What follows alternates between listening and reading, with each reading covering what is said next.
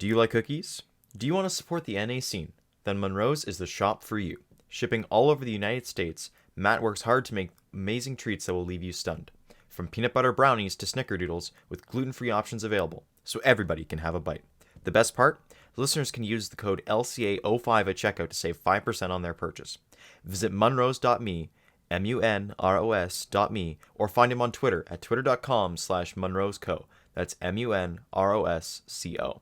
Again, LCA05 for 5% off your purchase at munros.me. MUNROS.me. Thank you.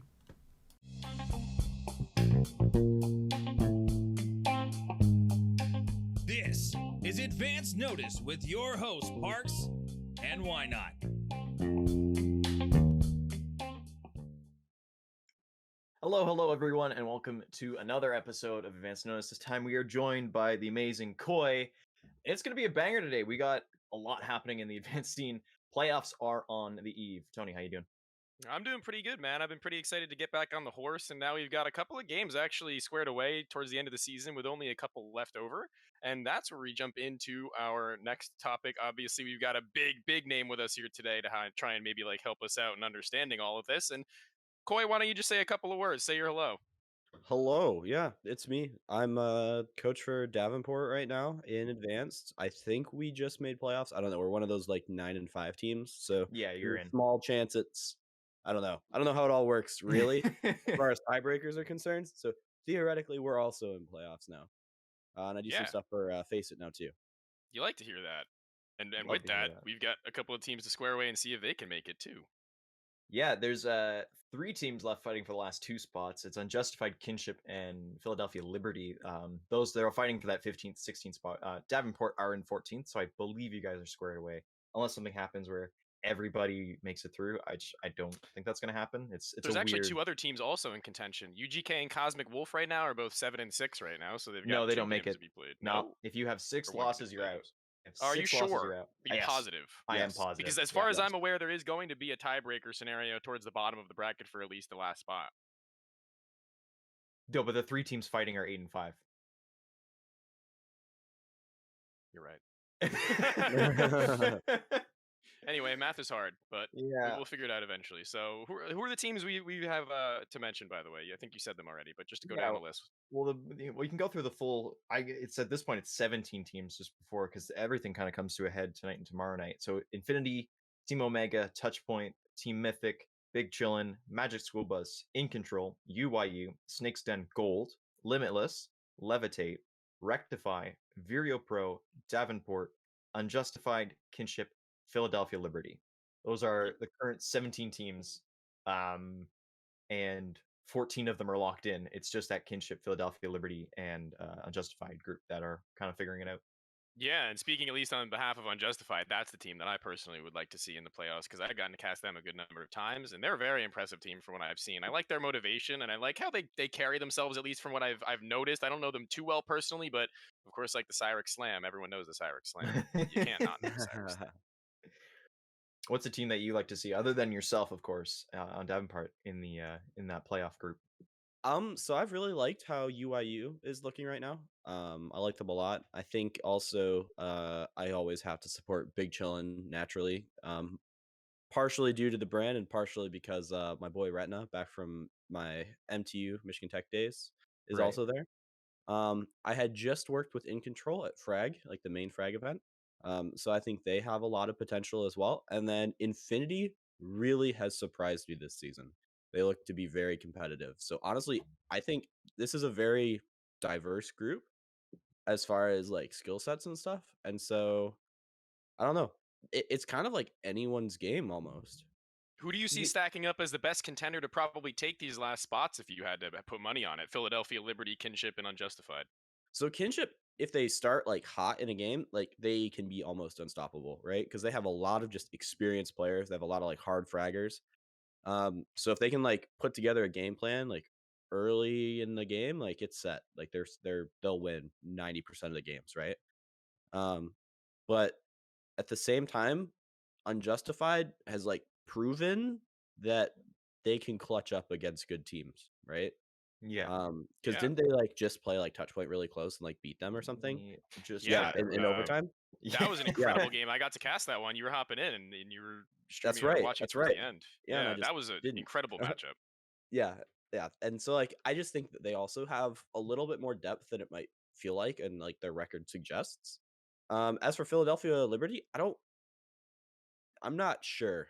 I don't know how I feel about Philadelphia Liberty yet.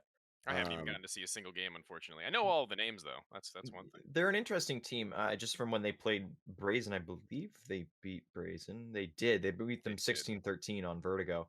Um, yeah, It's a it's big a scalp. good team. It's a good team. And They beat Brazen's Infinity actually, too. Wow. yeah, they're a good team, and they're keeping it kind of down to the wire here. Who did they lose to? They've lost to Unjustified, Kinship, Omega, UYU, and a team called Fourth Quarter, who was 7-7. So they play well against the higher tier teams, and they've lost to the ones that are guaranteed playoffs so far, and except for that one kind of 7-7 team, which is I could say that it's an uncharacteristic one. But yeah, it all comes really down to tonight when they play Touchpoint.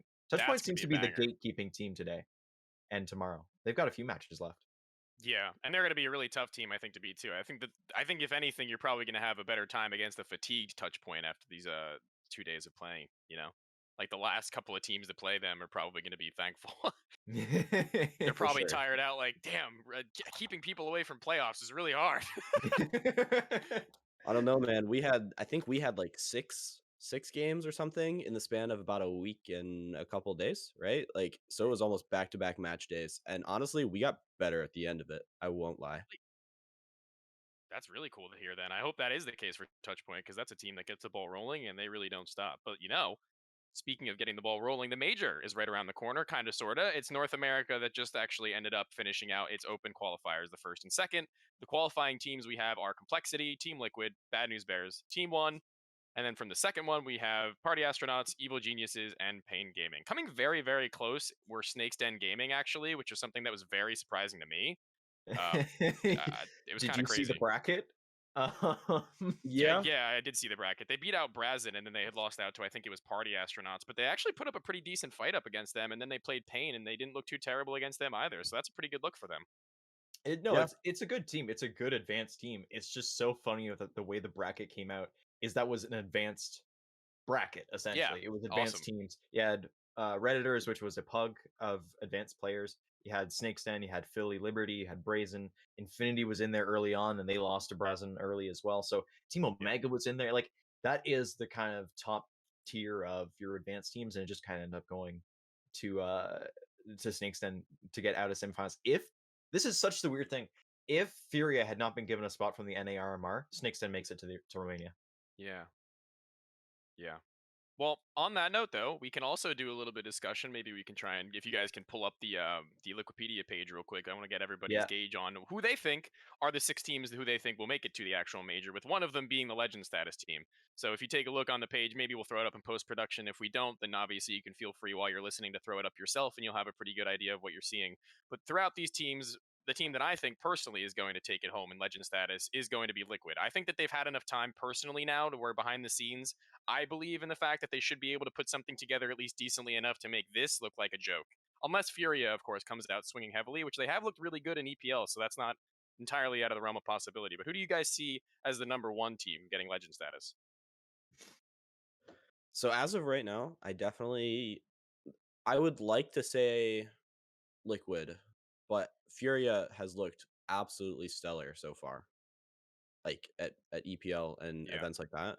And at the same time, Complexity also has really proven that they have like a vendetta when it comes to proving themselves in tier one. It feels like they are going so hard. Um, Still some and issues to be worked out, unfortunately, on their side, though. for sure, like don't get me wrong, but at the same time, like we're talking about some more experience in Europe, some more Yeah. time. Like I feel as though Complexity is like the kind of team that we don't actually know what their ceiling is, but like we have a rough idea for Team Liquid, right? Yeah. And so who knows what that actually is going to like come down to at the end of the day. realistically, Complexity's ceiling is like endless, in my opinion. I could realistically, if everyone in this team actually does their job properly, be like top maybe 20, 15, 10 if they really put these things together. Because you look at every name in the team, and at one point or another, you were like, this guy's the best player in North America, probably, at least, maybe. Other than Elysian Naf, sorry, other than Elysian Naf, that's probably, and Twist. But Floppy, Fang, Junior, you look at these guys, and you're like, these guys are the next prospects. And now they're all Yeah. together. I like I to think of it as like a generational like dream team, if that makes sense. Yeah. Like all of the players from that generation are just on that team, and like the roles like kind of work out, so it's like Yeah. favorable for them. Yeah. I'm actually with Koi on this one. I was gonna pick Complexity Gaming. I think Furia is the stalwart who has still been in Europe and still cruising around in EPL and that. So they're definitely a good shout to probably make it through. Just because like Safi getting picked up on that team is just a huge boost. But yeah, Complexity is the one that I think you take them as an underdog going in. They're gonna have that bark, that bite to come in and just at least try and they're for sure getting challenger status. But if they can get that legend status, that's even better for them. Yeah, so what I'm understanding basically is Koi, you're gonna stick with Complexity as your Legend status pick or Liquid? I'll Or Well, switch to Furia. Furia. You seemed like you Yeah. had an idea with them as well. man, I mean, For I diversity's sake, you could pick Furia. that's true. That's true. Or actually, I feel morally obligated actually to go with the Liquid guys. Good. So I'll go with Liquid. You believe Alright, in the cool. OC supremacy. I'm gonna stick with Complexity though. I'm not moving from that. I think when you come in with something to prove, like that team does, the sky is the limit. There's so much that can bottom you out, but at the same time, you build up those wins, you're gonna go places. Yeah. And then not with a whole lot much more to say about these next few teams, but who would you guys say is just kind of spitting the names off based on what you see would be the next 5 teams, I believe it is, to make it into challenger status below them? So It's Parks, we'll two. just go with you first. You can kind of just list them off as you Yeah, as you it's see. two into challenger status. I think if Complexity is going to be the first one, you got to give it to the top three there of Liquid and Furia. Those I think are going to be my top three. Coming into that fourth, fifth position, you're going to have Evil Geniuses. You're probably going to have something like Pain Gaming or Team One Esports. I am still not sold on this 0-0 Nation team. Like the names on this team, Cold Zero, Malbs, you've got VSM, you've got Leo. Like those are good players. I've just never seen anything from them, and it doesn't seem like they really have a direction in terms of their branding or anything like that. The team Interesting. seems hastily put together, I guess, of just named players that hopefully will work together. Yeah, that's definitely interesting. What do you got? What do you got, Koi? Man, okay. Man, oh man, it's definitely a big ask. I feel like there's a lot of teams here that I could do really it. want to see how Party Astronauts do. I think, like during this EPL stint to understand how they're gonna do in the RMR. So as of right now, I think you have to give it to Complexity Team Liquid Furia, right? Like that kind of just makes sense. I think that if PA is in a strong spot, they could beat literally any of the other teams here at this event, like Okay. hands down, right? Yeah. I think that when they're in form, they're just unstoppable. And I think that if this EPL experience goes well for them, that only makes them better, right? Yeah. 0-0 Nation. You're at 3 teams right now. You got 2 more. Yes. So I have 2 more. Yeah. Oh Pole, man. Furia, PA, 0-0. You just said, I Yep. guess, right? And then you Yep. got one more, 2 if more. you're going with him. One more then. Okay. It's 6 teams. 6 teams get a status out Yeah. of this. Big picks. What is my South American goats? Who are my South American goats? My picks are a little unorthodox, maybe. I don't know, maybe. Well, gave him a chance to say this. Of course. I'm just saying that he doesn't have to be so prim and proper if he wants to be a little bit balls to the wallsy. Yeah, I think it's got to be between Imperial or MIBR. I think MIBR could beat Team One, and I think Imperial could also just upset everyone, even though the like expectations aren't high for them. I think that you just can't count them out either, right? Yeah, I completely agree. I actually have the same exact lineup as you, except I've kind of gone all in on Imperial because personally, like, I know I understand the whole Last Dance like thing is like kind of a meme and a joke, but like genuinely, once these guys get on LAN, I think that they're probably gonna just bash some heads in like crazy, and no one's gonna expect it. At least at this level, at this stage, they should have really no real problem already understanding the system that they're in. You know, like, okay, guys, let's do the thing we used to do 7 years ago. Like, I have faith. I have faith. And the thing is like they don't have like a bunch of youngsters that are signed to like their first org or like second org or something, like they have pressure, right? Imperial has like no pressure, it feels, Right. right? Like the org understood what was happening when they signed them. Like everyone just understands their role and like what they're there for. And I think that just is just going to make it so much easier to just play these high stress games, right? Yeah. Yeah. No, 100%. I think the Experience. one dark horse team I'm going to throw into this, and it's unfortunately it's another Brazilian team. It's actually Cxzi Esports. Just looking at that kind of lineup there, you got RCF, who was having a great time when he was playing with what was the coast team when he played with the Party Astronauts boys. Yeah. That team. Yeah, gaming. Yeah, that's right. Yeah, gaming. That's it. Yeah, That's it was and then after that he Oh, best High coast gamer or Coast. whatever. High High Coast. Coast, High thank you. Coast.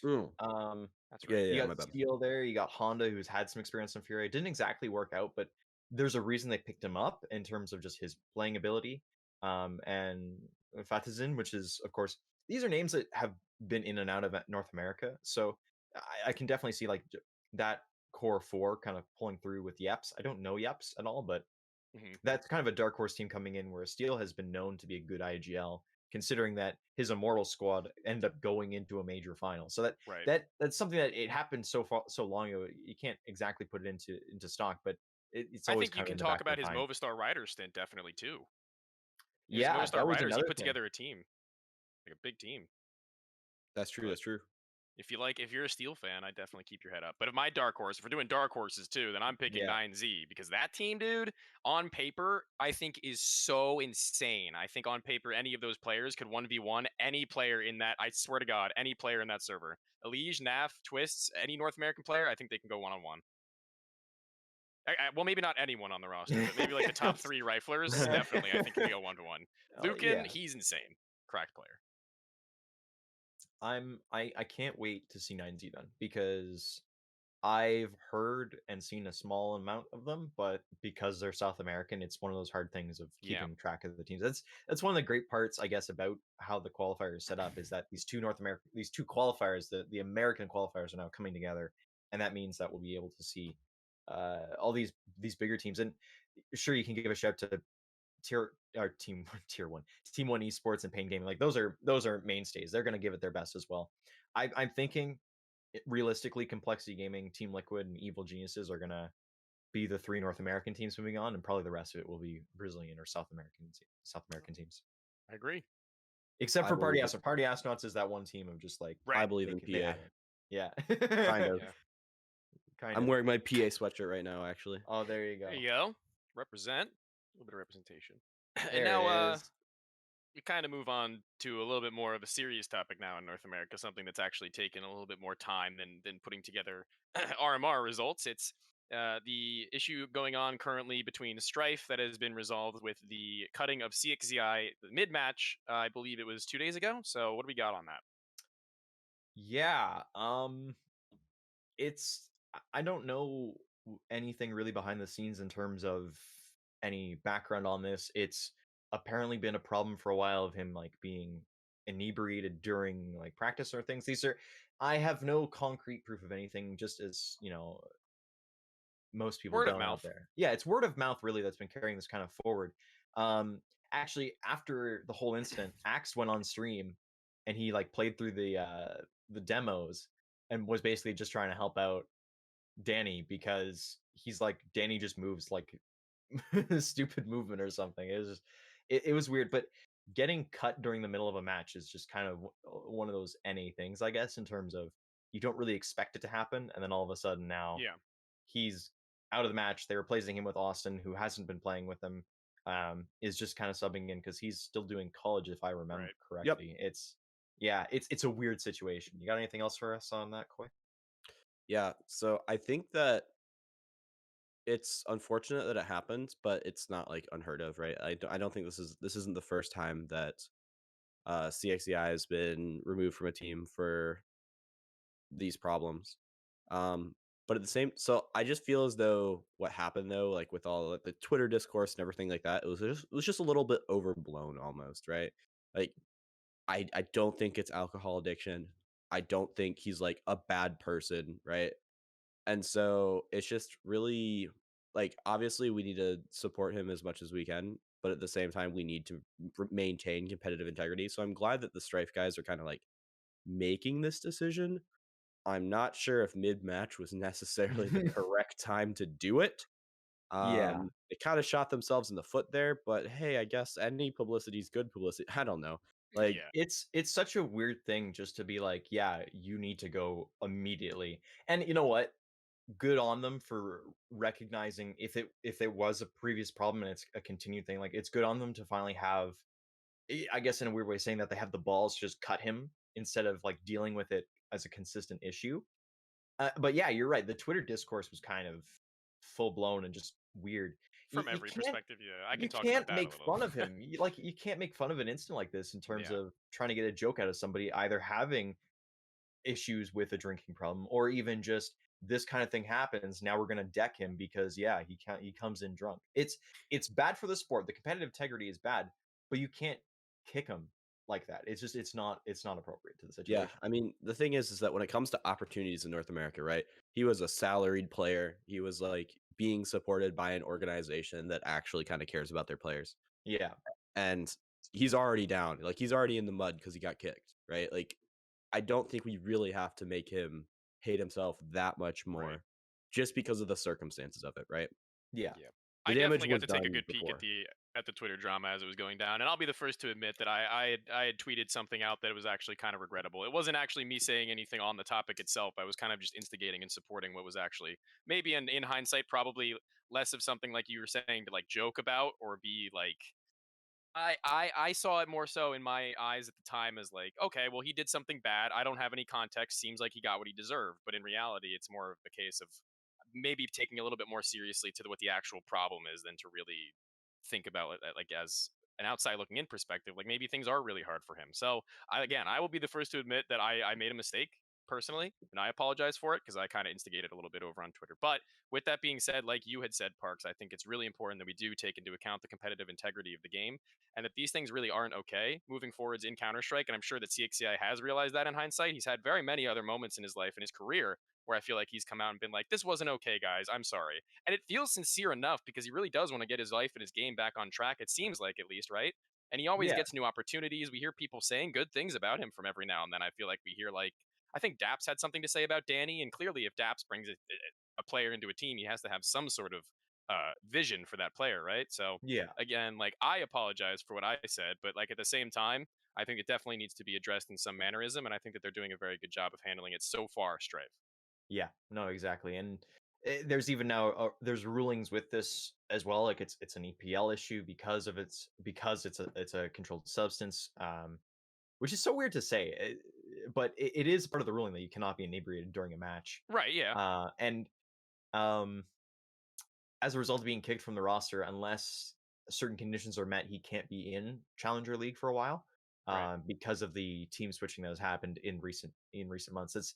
It's one of those things because he's kind of jumped around a few teams. This was supposed to be his kind of home for a little bit. Yeah. Makes them and they made some waves. Like they did really well Yeah. with Philadelphia. It was going great for them, and then all of this crashing in a week later, and it comes off the coattails of not qualifying through the RMR when they had really hard a really hard qualification process, and they beat EG. Like that's huge. So Yeah. it's just it's not only a kick down on Danny, but it is also a kick down on the team entirely because Yep. they were having a really positive month. Um, and that's just it's so horrible to kind of end it this way. Yeah, Yeah, and he's like such a versatile player that I feel like I'd be very upset if he didn't make his way back. I think he can do a lot. I think that if he really dedicated himself and everything was squared away, he'd be a really valuable asset to North American Counter Strike as a player. yeah, I think I don't know what happened internally, but it feels almost like I really wish Strife maybe like took a firmer stance or like worked with him a little bit more because they did have so much success recently, right? Like Yeah, that's true they too. they and the thing is that Danny is like an instrumental part to that. Like I don't necessarily know what player you could replace Danny with that fills I his don't think same so. sort of like intelligent, experienced role, you know? Yeah, Like a lot of what he's doing, he's making some decisions, he's responsible for timings, he's responsible for impact that you can't really expect a lot of other players to be able to replicate just off the bat. And even over time, right? Like the man's had years of, tier 2 tier 1 experience in the form of like Gen G briefly, right? He's played with Yeah. so many different players at this point. Exactly. Like he is a smart player, and so it feels like they maybe were a little too aggressive with this decision, and I would have liked it to maybe not be so just abrupt, right? Like you Yeah. can bench a player for X amount of time, right? You can, alter salary. Like you can do things to put pressure on a player without just cutting him immediately, right? Yeah. And that's also something that could have been kept behind closed doors hypothetically, but my thought process is that I imagine something along these lines has happened times before and we just don't know about it, maybe, like at least at an advanced level.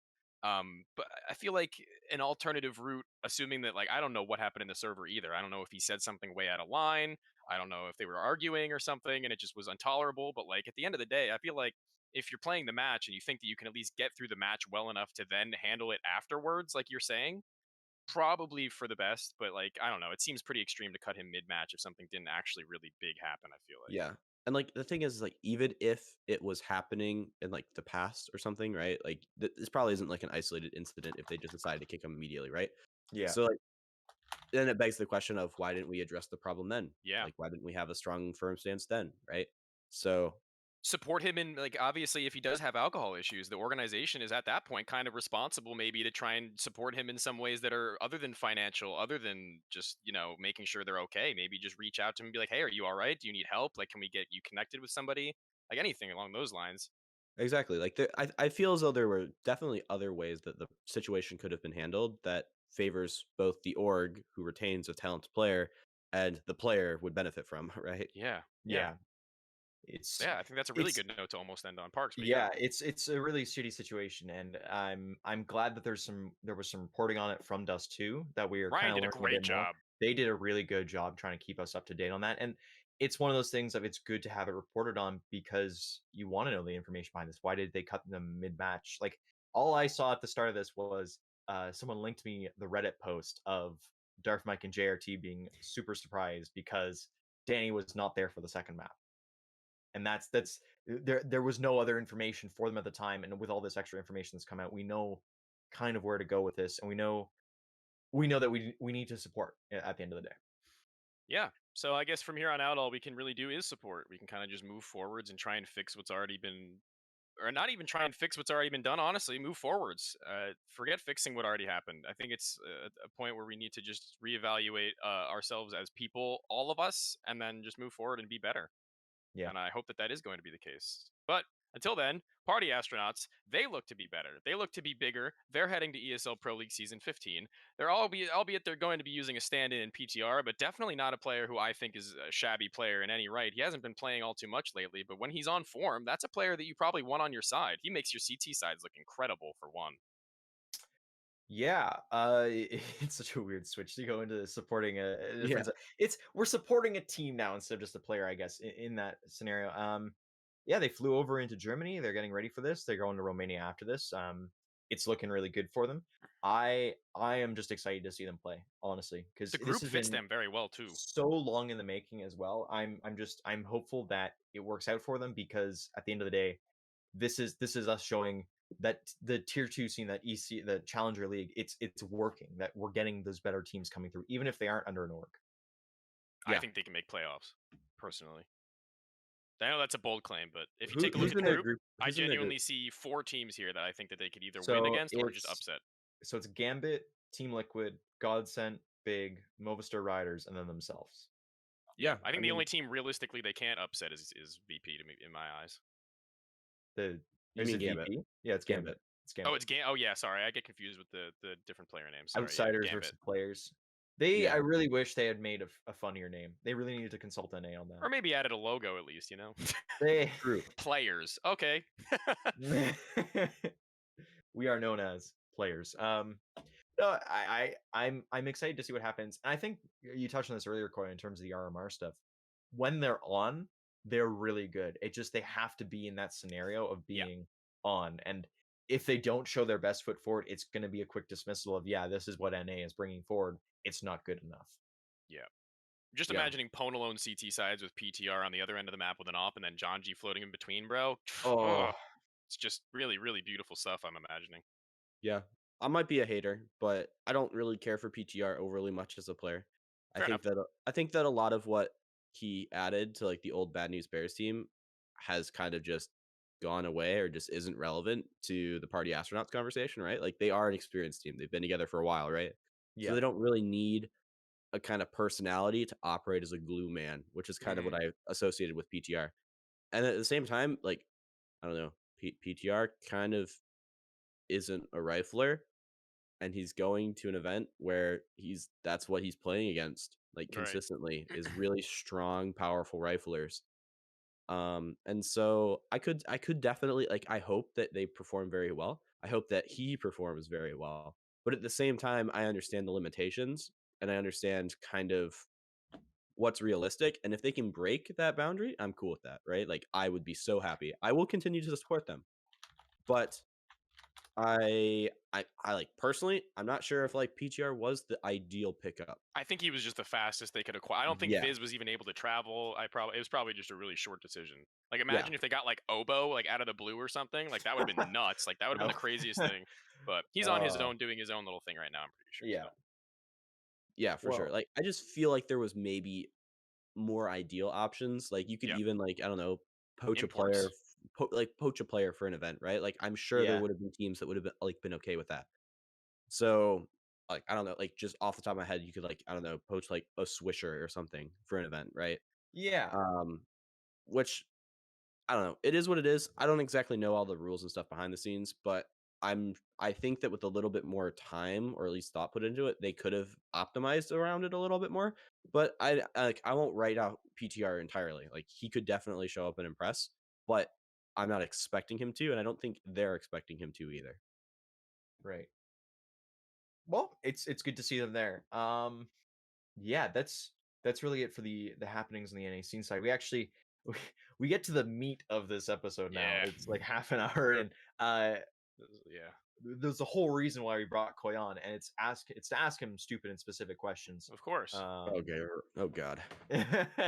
Um you've been around a lot in recent months. Like you went to Mouse for a bit. You're doing so many different hats. Like how does that feel, man? You're everywhere. Everybody knows you now, kind of thing, because of everything that you've been doing. Um, well, it's really Popular and tiring. cool. Yeah, it's really tiring. So at the beginning I was definitely like, wow, this is so fun. I love this.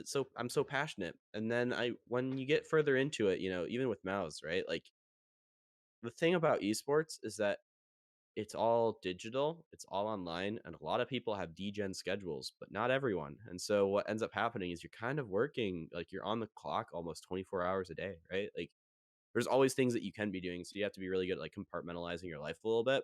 But I don't know, burnout's something that I've struggled with a lot in the past, and I'm taking a lot of precautions to make sure that I'm not burning myself out now. That's a good call. One of the things that might actually have you burning out, that FPL mentor thing. I have no overarching idea what it is. Could you explain it and like kind of what your role is going in with that FPL stuff? So yeah, um, I can't really talk No. about it because it is for an unannounced kind of like project thing Right. that's going on that should be announced in a month or two. Right. Um, For right now, I can kind of describe my role though. In Yes. addition to what I'm kind of doing and preparing for that. Uh, right now, I'm spending a lot of time with just like FPL players, as well as FPLC players, to kind of understand the hubs a little bit better, and then work with them individually to make sure that there are set expectations of players in these hubs and environments, and it's important that we try to keep them as competitive as possible. Right, like that's something that has sort of been lacking Yeah. in some recent, FPL, FPLC games. And so it's important to make sure that, players still understand that this is a growth environment. Like, as much if we like it or not, like, the best place for a player to kind of learn individual mechanics is FPL still, Yeah. right? Like, you're not going to get the same level of consistent play out of just playing face it free pugs or stuff like that. And so FPL is an important place for players to be able to grind and actually improve from. And I think that we're slowly getting there with a couple of recent additions and some FPLC additions as well. That's good to Yeah. hear. That is great to hear. That's what everyone's been waiting to hear for FPL since like day one. So great on you for being a part of that, man. I think it's also important to mention that we're trying to change a little bit more with FPLC as well, right? So there's been a lot of like, pressure and stuff on like qualies and things like that. But nowadays, a lot of the additions that we're doing should be more reliant on like my like personal scouting of players using a bunch of different like data and other performance metrics and stuff like that. Some interviews, like things.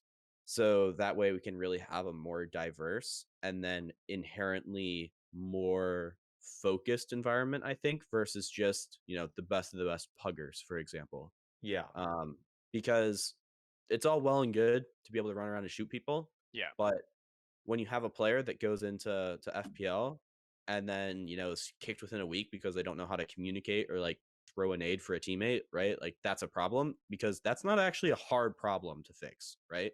Yeah. So why aren't we fixing that in FPLC, Yeah. you know? Yeah, I completely agree. And I sorry, go for Sorry. it. No, no, you're good. I love that you mentioned the stats. You're looking at the data behind it. It's not just connections, as is sometimes like you get the occasional person on Twitter going like, "Hey, I've been in advanced. I was told I would get an FPLC spot. Where is it?" Well, maybe their stats aren't good enough. They've just been with their team long enough where they've reached that rank. It's good to hear that there's more identifiers being looked at behind the scenes coming in to just see like, hey, this person is here, they're working hard, we're going to see improvement out of them, we're going to see improvement in not only them but also everybody they play with in the league in general and in FPLC and FPL because they're a part of it. That's really good to hear. Yeah. That is really good to hear. And my question is the one that I actually came up with, was pretty interesting to me. I thought was that you guys actually got Voltage. So how has he kind of fit into your system so far? How Yeah. did it even come about where you actually managed to get him under your belts? Yes. So Davenport now is a very, very, very, very, very different beast than it was before I joined, right? Right. So pre me joining, there is some chemistry issues, there is personality things. Like it was a very talented team, but it didn't have a lot of like focus, right?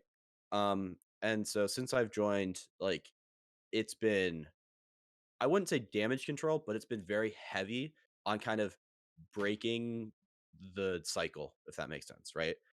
Um, and so when I came in, we set everything straight. I took almost all of the responsibilities and just control from the players as much as I could so that they could just worry about being players again. And then as soon as that happened, the mentality starts shifting, right? Players are here for a very long time. They don't have to like, worry about every single game if they get cut or not kind of stuff. Yeah. And Right. so as soon as that happens, the entire team just becomes a much more healthy and like just Hmm. naturally focused environment, right? Because people now are just focused on being the best players they can, not achieving results or expecting things of their teammates, right? And so as soon as that happens, very different team. And then when it comes to Voltage, he's obviously someone that I have a lot of connections with in the past and stuff like that. And when Slow Mo ended up leaving us earlier this year due to some just like out of server stuff. He he kind of left really abruptly, so we didn't really have a set fifth like picked out, right? Um, and there was a couple of options that we were looking at to find a player that would just slot in for the remainder of the season, and he was one of them. So I'm very happy that I have a connection with him. He's a really nice guy, and the Hmm. most important thing about him is that he's really good at fitting all of the roles that you need him to. So, and he's very eager to learn as well. And so it was really easy to just add him in a temporary way because he's the kind of person that if he calls something or if he has an idea, it's always based around optimizing the existing players and like the existing setups and stuff like that. It's never like his way or the highway. He's very good at slotting in and just building other people, right? Yeah, I've noticed that in the time I've gotten to talk and be around him. He is an amazing person. Like it just fully such a nice person. Like that's kind of not in terms of just like, oh yeah, he talks to you when he talks back. No, he genuinely like wants to know more about you than kind of just, yeah, you're here, you play CS stuff. Like he cares about the people around him, and that's really good to see. And I'm glad to hear that he's able to fit in so well with these teams.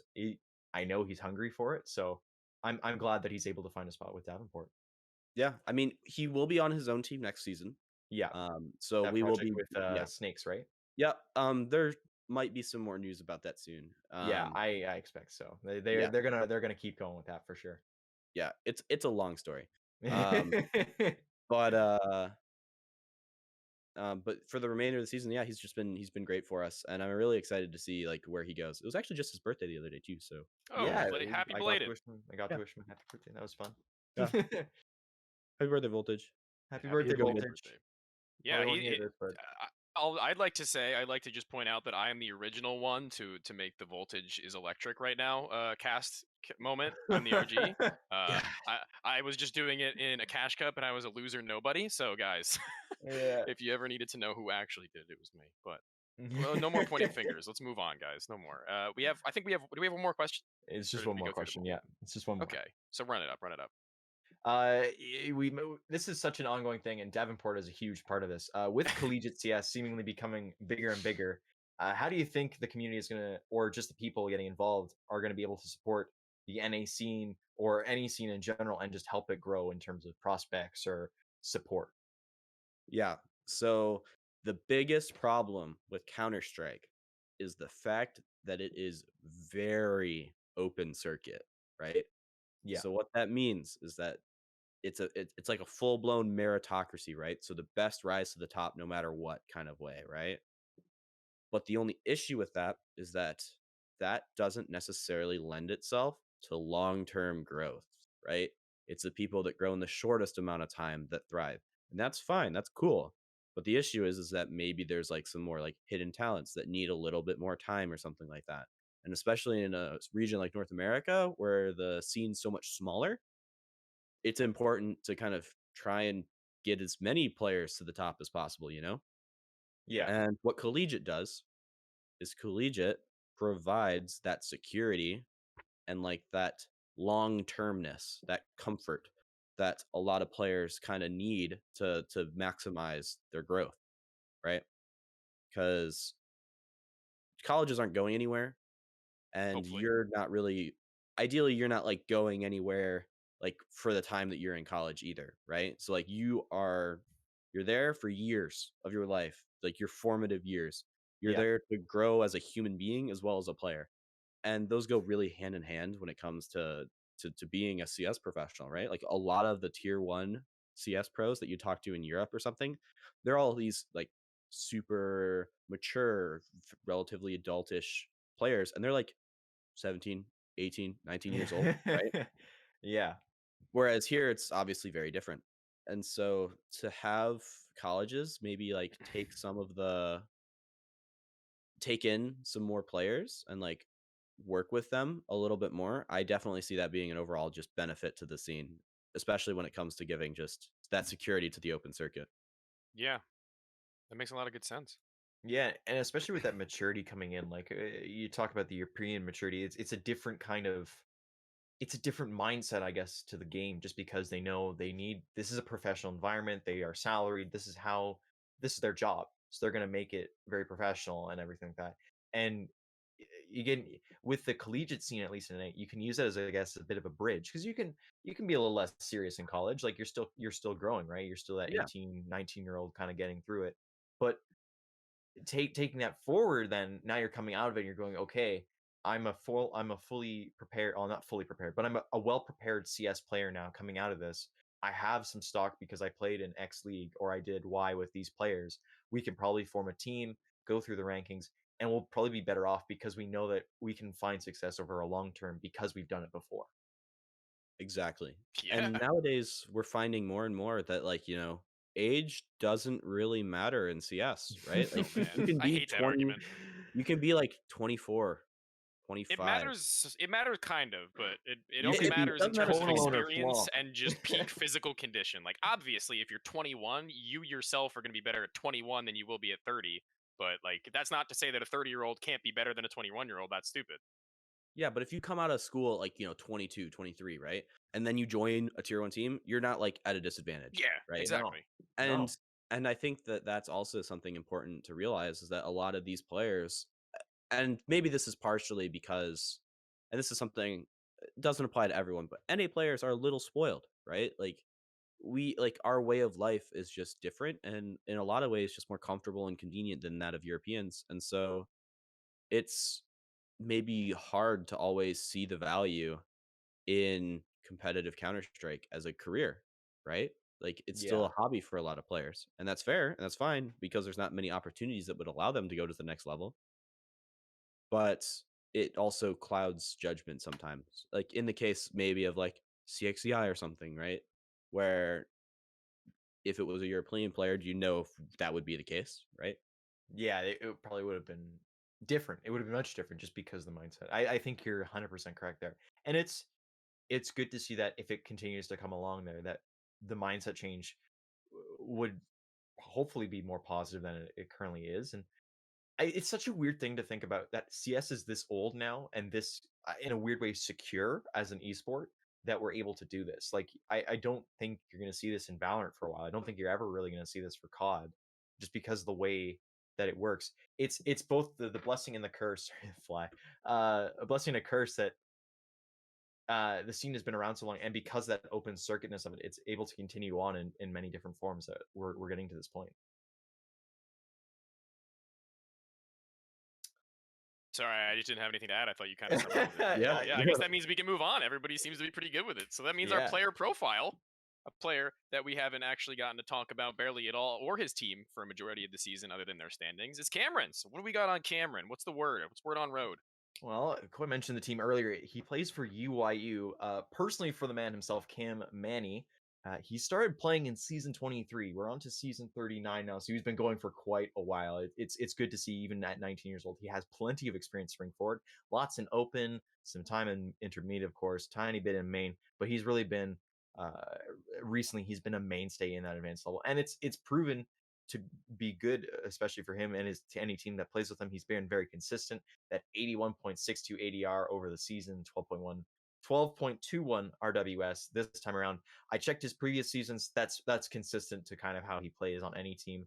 I believe he played for In Control previously, or the roster that became In Control.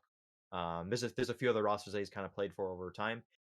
The match highlight this season, that 16-8 win over UGK. He went 26-16. That's the highest kill count he had in a match. He ended up with 117 ADR, nearly 118, and that 15.73 RWS. So definitely a player to look for coming into that playoffs, because UIU have made it by this point. Like they're guaranteed. I believe they have 10 wins. So yeah, Congratulations, they're kind UIU. of they're just waiting it out right now. Yeah, it's looking good for them. Yeah. And Yeah, now for sure. onto the new and renamed uh, Tony's teams. We've changed it from Cringe Control. Cringe Control will return, but in a different form at some other point. Don't worry, it's definitely going to come back. But in the meantime, Tony's teams is where we're at right now. So first and foremost, as the in-game leader and rifler player that I'm going to be having as the head to the team is going to be True Pain. I personally don't know a whole lot about True Pain, but I know that at least his statistics look pretty good and the team as a whole looks pretty good. But I have heard some things behind the scenes that he may have some issues as a person. I'm not sure if that is to be believed. That's just word of road that I have. So does anyone have any? Does anyone know? Listen, he gets a I lot know of clips nothing. he gets a lot of clips up on Counter Nature. They Yeah, well, you know love what? putting him Guy's up, man. banging. Glad I picked him then. All right. Next up is his teammate, AWP player Josh Wu Niter. That's a guy who bangs. He is one of the highest rated AWP players in all of Advanced for the season as it stood, and they didn't make playoffs. That's something that's probably got to be like readable, endable. Like he's got to be insane if that's the case for him to have such numbers. So I had to pick him. It made sense with the in-game leader being able to use the AWP player. So there you have it. Moving on, though, we got our third, and that's going to be Turns, a player who I've talked to a couple of times, and I've seen him on a few different teams, and he is cracked. That's all I can say about him. As a rifler, he just knows how to make rounds his own. I feel like even when the team isn't looking very well overall, he just manages to make a multi-kill that opens it up, and that's a player that you definitely need in a team like this, I think. Because, Yeah. as my next player, you're going to be having none other than K2 from Hyperspace Dark, who had a very, very difficult start to the early season, but I think that they have a roster of players individually who could probably fit better elsewhere in the same division.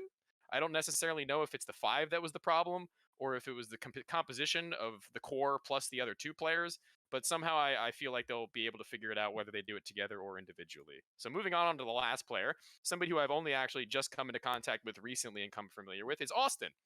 He currently plays for Cyberstorm, and he's had some pretty good numbers. I haven't really gotten a chance to catch him individually very much. I think I saw one game total, but what I did see was actually pretty solid Counter-Strike from a team that could definitely use a little more fundamental work, I think. But overall, seeing him succeed in a system that was maybe a little bit lesser in terms of what its full potential could be, I think it was pretty good. So that's my roster. And seeing as we have a guest today, Koi, what do you rate this roster 1 out of 10?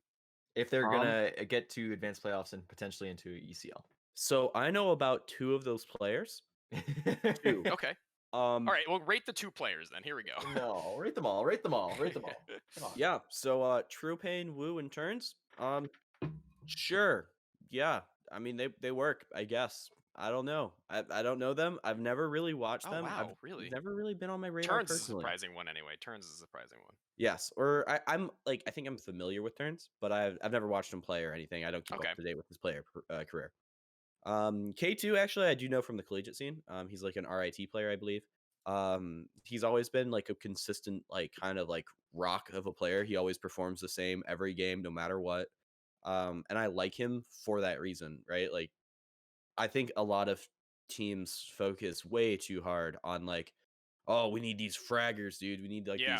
these star riflers all the time, 24/7. Everyone needs to be able to get the ace kind of thing. Yeah. When in reality, that's just not how it works, even at a pro level, right? Like there are so many different roles and responsibilities in a map that you might have a guy like you could have a guy that gets 12 kills, 14 kills, 16 kills maybe, and he can win you games based off of how he's helping his teammates. Yeah, And I think true. K2 would like slot well into kind of that spot. That's what I thought as well.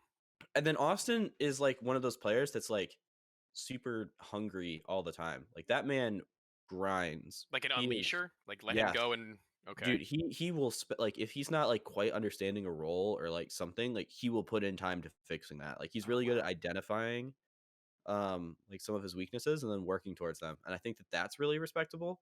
I'm not necessarily sure how he'd work with all those players, but like Of course. like he has drive, and that's something I will not take from him.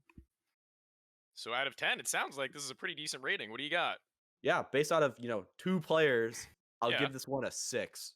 Ooh, I damn don't it. know the other 3. All right. Well, Oh, he that's was better so than a 5. excited. That's better He than a was 5. So excited. It's better than the halfway point, at least. All right. Oh, But I yeah, actually did I think the get it, same way dude. about K2. That was pretty much exactly my thoughts for K2, at least. And that's Okay, it. fine. That's all I'll I give you like a 6.57. There you go. He'll take it. He'll take anything above 5. That's his goal at the end of the day, is just to be better than the average. Yeah. And you know what I think? I think it's time for things I think. Oh yeah, we got a banger of a things I think today, and this is the perfect man to talk about, just because so much about the scene of advanced. It's great. It's great. So something that I noticed looking at the standings this time is how close they are, and this is one of the most interesting things, is that it's this competitive and there's no real runaway team because there is no Brazilian team running through advanced to get into ECL. So in my opinion, this is the most competitive season of advanced we've had yet. There are probably 20 teams, I could say, that top 2024 area that should be in playoffs, but only 16 make it. And that speaks to in the past few seasons where you kind of have a few teams squeak in that 16th or 15th. I don't think they were playoff teams. They showed that they were good, but right now it looks like playoffs is too small, and that's really good to see. Yeah. Very good to see. And yeah, I mean, close to the end now. We got our final shout outs, our final goodbyes. We've been here for quite some time, reaching the hour marks. Typically, we've been doing honestly really good with our timings, as I've only now recently noticed. We're getting pretty good at this. So I made sure we have a system.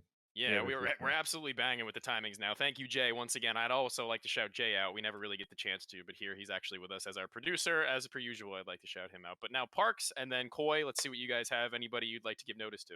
Koi, you can go first. I got a few. Really would like to shout out all the Davenport guys, honestly.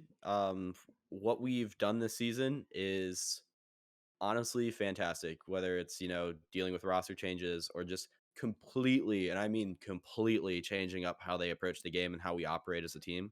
Like to do that and then still make playoffs, like that's big, I think. That's really big. Also, shout out to Matt for giving me the Team Tony restrictions. Forgot that as well. Yeah, Thank you, shout out big to and tall Matt. Shout out to him. Okay, I guess we'll continue this on then. Shout out to the ESL Impact Group. They've had me on as a community caster. Shout out to Benny for that as well. I hopefully will be He's been joining doing him in the great work, future. yeah. He's been doing great work. I was talking to him. He's nearly hit Series 500 that he's casted, so that's going to be a big thing for him. Dang. That'll be awesome. Yeah. Shout out to Effie and her friends. This is a streamer that I know. They're actually doing a charity stream in the next few weeks to help out with the Ukraine stuff because that's a huge thing. And the fact that it's still going on is just incredible to me, considering everything I heard through. Ukraine is a very strong country, and they've definitely shown it to Russia. Yeah. And I guess finally, shout out to Tatum. His deal that was coming through, code LCA05. You probably heard an ad throughout the episode. Shout out to him for that. We love working with him. He's been awesome throughout my time casting him in the first time. He was actually one of the guys to give me my first casting opportunity, ironically, with the previous iteration of a UIU roster. Yeah. And that's it, ladies and That's gentlemen.